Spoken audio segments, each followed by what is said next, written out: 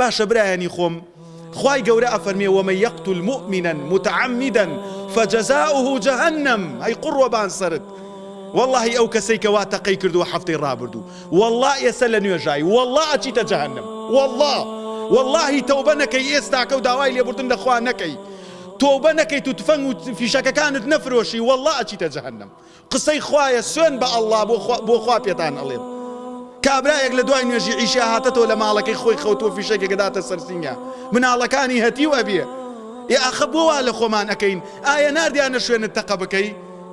توخوا برایانی خۆم لە وڵاتە پێشکەوتەکان ڕئیسی وزەرا سەرۆ کۆمار وەزیر مدیر بە کاملی ئیستیقالە ئەکەن لە هەفتەیەکە ئیسرائیل وڵاتێکە ماڵین خوایە لە ناویان دەین لە 6 مانگە 3 جار کابینەی حکومەتی گۆڕی نەتەقەیان کرد نەتفەنگیان تەقان نەموزاهرەیان کرد کورە حکومەت با هەر بگۆڕێ من هەرمە لە عادیلم والله چوارشەمە بێ بڕۆم بۆ دەوامەکەی خۆم خێزانم نەخۆش بێ خۆم ئەیبەم مناڵم نەخۆش بێ خۆم ئەیبەم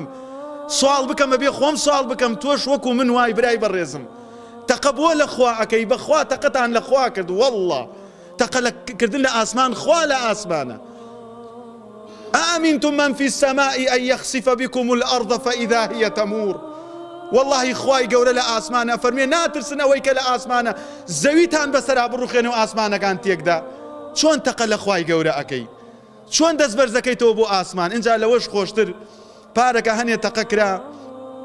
هەر وەکو ئەوەی کە بزانی ئەمە چەندێ ملەت تێداماوین کۆمەڵێک تەقەیان کردبوو بۆ خۆشی کۆمەڵێک یەکێکم بینم ئەی تۆ بۆ تەقەت کردەوەتی وەڵای من لە دڵسەغڵەتیە ئێمە دەرنەچوینە تو خوا باوکم ئەوە ڕاستە تو خوا باوکم ئەوە ویژدانە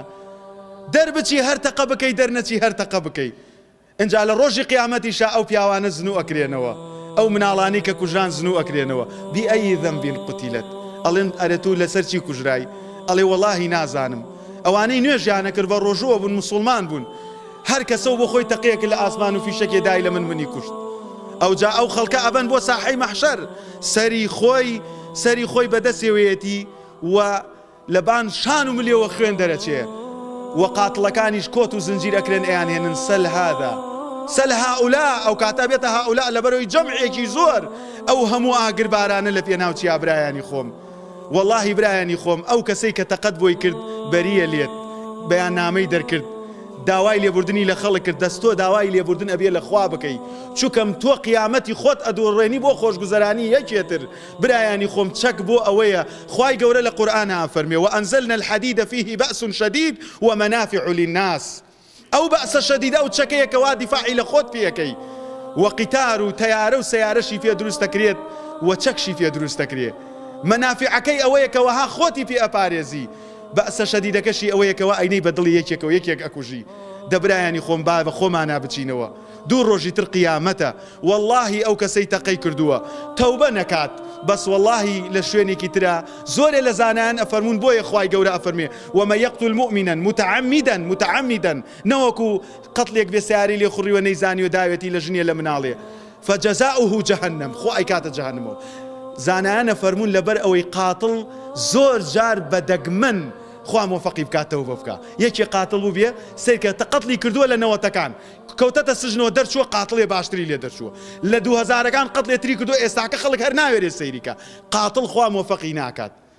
زۆر تاوانی تر هەیە خوا مۆفەقت ئەکا بەڵام کەسی بکوژ خوای گەورە مۆفەقی ناکا بۆ تەوبەکردن داوا ئەکەم ئەوانی کەوەها بە نەزانی کەوەها بە جەهالەت تەقەکەش ناوەکەی بەخۆیەتی پێوترێت تەقەکەر فەرژینێ قایم بێ لە ڕوودان تەوبە بکەن و بگەڕێنەوە بۆ لای خوا هەر کەسێک ئەم سیفەتەی تایە بکوژی ئەو 4-5 مسلمانەیە عائلەیەک سێکەم ئەندامی تایە یەک کەسێکیان ئیشی بۆیان نەکرد ئەویش ڕۆی لەم وڵاتە وێرانە و کەوەها کەس حەقی بە کەسەوە نییە بۆیە پێم ناخۆش بوو تۆ بێ لە پشتی منەوە نوێژ بکەی من دڵم پێت خۆش نەبێ تکایە تفەنگە تەڵگرە بۆ کاتی پێویست زەلام وا هەیە لێ یەدەن بە شەق ناوێرێت تفەنگەکەی دەرکا بەڵام تەقە لە خوا ئەکا و خەڵک ئەکوژێ